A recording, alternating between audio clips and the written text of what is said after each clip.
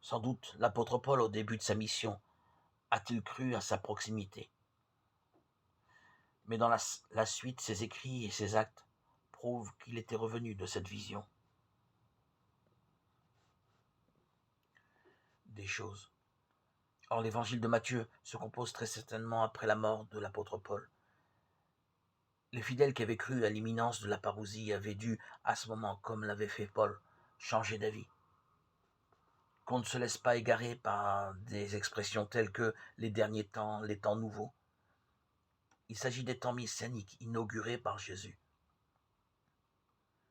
Jésus résume en sa personne toute la révélation. Il est le dernier mot de Dieu.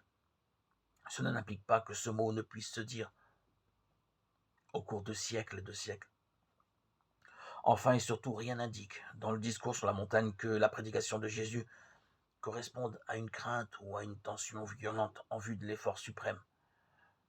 Aucune psychose de la fin du monde, aucune angoisse devant une catastrophe imminente, pas la moindre allusion. L'interprétation eschatologique apparaît réellement comme une thèse montée de toutes pièces sans fondement dans le texte, issue d'une intuition que rien ne justifie. Jésus a conscience de la présence du salut aujourd'hui, dans l'aujourd'hui de Jésus, dans celui de la communauté chrétienne, dans le nôtre.